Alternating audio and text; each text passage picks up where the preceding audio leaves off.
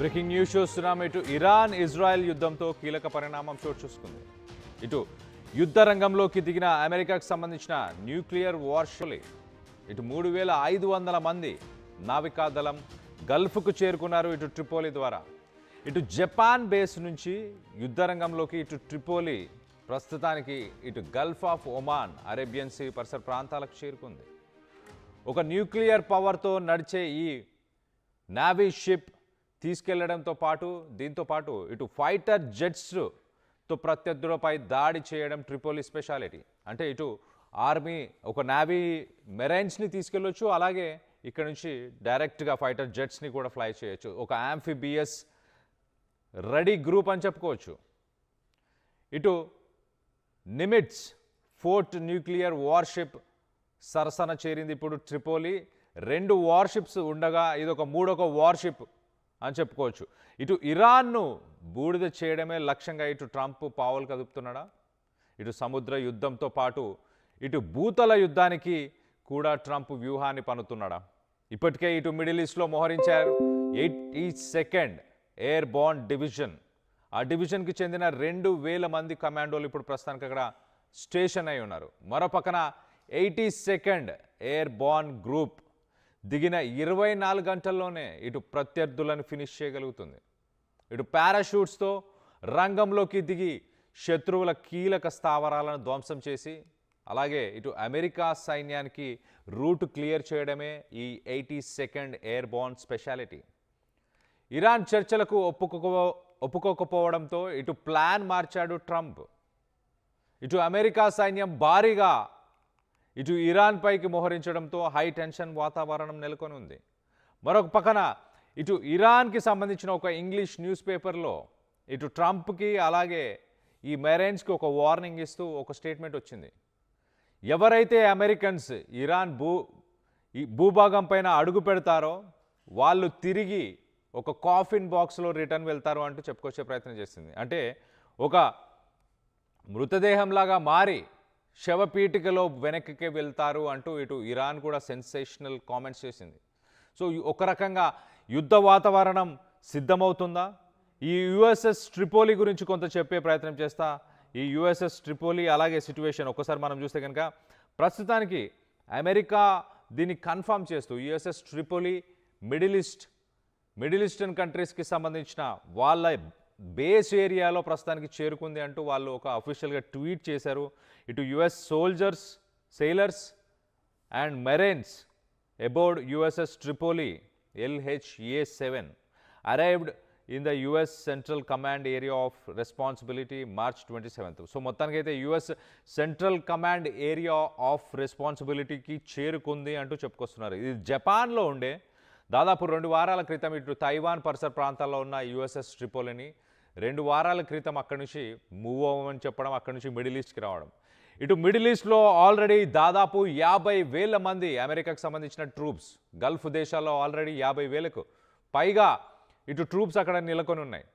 ఆ 50,000 మంది ఉన్నా కూడా ఈ 3,500 మంది ఈ 82nd ఎయిర్ బాండ్ బెటాలియన్కి సంబంధించి దాదాపు 13,500 మంది ఉంటే దాంట్లో 3,500 మందిని ఇప్పుడు స్టాండ్ బైగా గల్ఫ్ ఆఫ్ ఒమాన్ ఇటు మిడిల్ ఈస్ట్ కంట్రీస్కి స్ట్రైకింగ్ రేంజ్లోనే.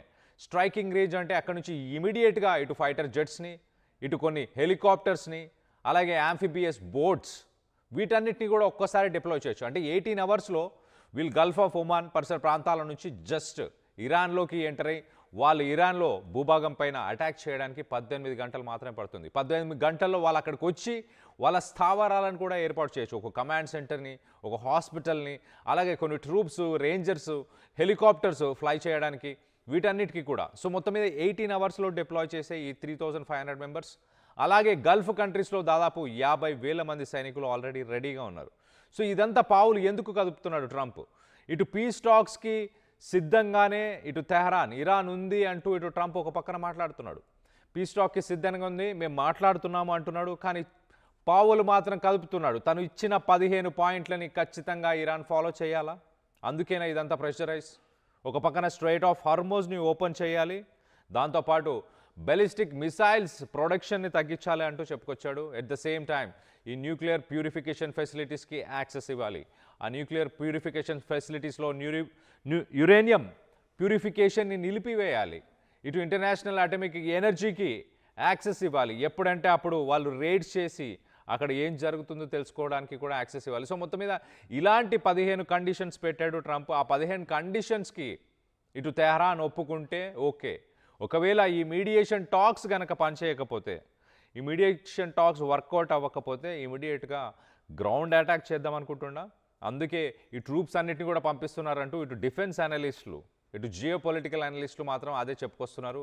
ఇటు యుఎస్ఎస్ ట్రిపోలి గురించి కొంత చెప్పే ప్రయత్నం చేస్తాయి. యుఎస్ఎస్ ట్రిపోలిలో మనం ఒక్కసారి చూస్తే కనుక ఈ యాంఫిబియస్ రెడీ గ్రూప్స్, అలాగే మెరైన్స్, పారాట్రూపర్స్, మెరైన్స్ మొదటగా ఎక్కడ యుద్ధం జరిగినా వీళ్ళనే మొదట ఫస్ట్ బెటాలియన్, ఫస్ట్ బ్రిగేడ్ అని చెప్పొచ్చు. ఇది ఒక బ్రిగేడ్కి ఈక్వలెంట్గా ఉన్న సోల్జర్స్ అని చెప్పొచ్చు. 3500 మెంబర్స్ ఉన్నారు. 3500 మెంబర్స్ అంటే ఒక బ్రిగేడ్ అని చెప్పుకోవచ్చు. అలాంటి బ్రిగేడ్ని ఫస్ట్ మొదట డిప్లాయ్ చేస్తారు. ఇది డిప్లాయ్ చేసిన వెంటనే వాళ్ళు ఇమీడియట్గా ఇటు ఇరాన్కు సంబంధించిన కర్గ్ ఐలాండ్ కావచ్చు, ఎట్ ద సేమ్ టైం ఇరాన్కి important nuclear facilities, power plants, లేకపోతే ఏదైనా సిటీని కూడా వీళ్ళు ఇమీడియట్గా ఓవర్టేక్ చేసే అవకాశం ఉంటుంది. అంత సామర్థ్యం ఉన్న వ్యక్తులని కూడా చెప్పొచ్చు. ఒకసారి మనం చూస్తే సెంట్కామ్ మరొక పక్కన ఇటు యుఎస్ఎస్, మనం ఆ ఫొటోస్లో చూస్తున్నాం, చూడొచ్చు. ఆ ఫొటోస్లో సెంట్కామ్ రిలీజ్ చేసిన, అంటే అమెరికా రిలీజ్ చేసిన ఆఫీషియల్ ఫొటోస్ అని చెప్పొచ్చు. ఆ ఆఫీషియల్ ఫొటోస్లో చాలా క్లియర్గా ఆ కాంబాట్కి వచ్చిన సోల్జర్స్ అందరు కూడా వాళ్ళు హెల్మెట్స్, గాగల్స్, అలాగే మెరైన్స్ వాళ్ళందరికీ సంబంధించిన ఫొటోస్ని ఇటు అఫీషియల్గా అమెరికానే రిలీజ్ చేసింది. ఈ ట్రూపర్స్నే ఇటు అమెరికా మిడిల్ ఈస్ట్లోకి పంపిస్తుంది, ఇటు ఇరాన్లోకి పంపించే ప్రయత్నం చేస్తుంది. యుఎస్ఎస్ ట్రిపోలికి సంబంధించి ఆ ట్రిపోలి పైన ఉన్న ఫైటర్ జెట్స్, ఆ సోల్జర్స్, వాళ్ళకి సంబంధించిన ఫొటోస్ని ప్రస్తుతానికి వాళ్ళు స్నైపర్స్ కానీ ఇటు హెలికాప్టర్స్ని కూడా యూజ్ చేసి ఎలా యుద్ధాన్ని ముందుకు తీసుకెళ్లే ప్రయత్నం చేస్తారు, దానికి సంబంధించిన డీటెయిల్స్ని అక్కడ చూపించే ప్రయత్నం చేస్తారు. మరో పక్కన యుఎస్ఎస్ ట్రిపోలితో పాటు ఇటు శాండియాగో, అమెరికాలోని ఒక one of the naval base నుంచి ఇటు యుఎస్ఎస్ బాక్సర్, అలాగే ఇంకొక 2 షిప్స్ని కూడా ప్రస్తుతానికి మిడిల్ ఈస్ట్కి పంపిస్తున్నట్టు తెలుస్తుంది. అవి కూడా కొన్ని రోజుల్లోనే అక్కడికి చేరుకోబోతున్నాయి, 1-2 డేస్. సో గ్రౌండ్ ఆపరేషన్ చేస్తే ఏం జరుగుతుంది ఇరాన్లో, ఒకసారి అది కూడా మనం వీక్షించే ప్రయత్నం చేద్దాం. ఒకసారి అది కూడా మీకు చెప్పే ప్రయత్నం చేస్తాం. ఒకసారి మనం చూస్తే ఇటు అమెరికా ఈ మెరైన్స్ని, పారాట్రూపర్స్ని డిప్లాయ్ చేస్తుంది. ఆల్రెడీ ఒక 50,000 మంది సోల్జర్స్ మిడిల్ ఈస్ట్లో ఉన్నారు. ఆ 50,000కు ఈ 3,000 మంది యాడ్ చేస్తున్నారు, 3,500 మంది. వాల్ స్ట్రీట్ జర్నల్లో చాలా క్లియర్గా ట్రూప్స్ని ట్రంప్ మిలిటరీ ఆప్షన్స్గా పెట్టుకోబోతున్నాడు.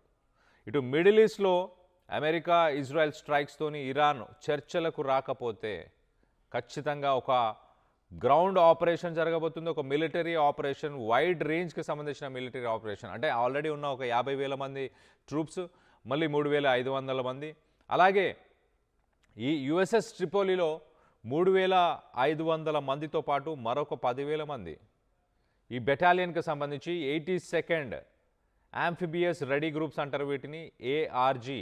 ఈ ఏఆర్జీలో దాదాపు 13,500 మంది పారాట్రూపర్స్, మెరైన్స్ ఉన్నారు. దాంట్లో 3,500 మందినే ప్రస్తుతానికి అక్కడ పంపించారు. అంటే మొత్తంగా ట్రంప్ 1,00,000 మంది దాకా ఇటు మిలిటరీని, ఇటు ల్యాండ్, గ్రౌండ్ అటాక్ చేయడానికి మొత్తానికైతే ఇటు ఇరాన్ పరిసర ప్రాంతాల్లో, Gulf of Oman, Arabian Sea పరిసర ప్రాంతాల్లోనే వీళ్ళందరినీ కూడా ప్రస్తుతానికి మోహరించి పెట్టాడు.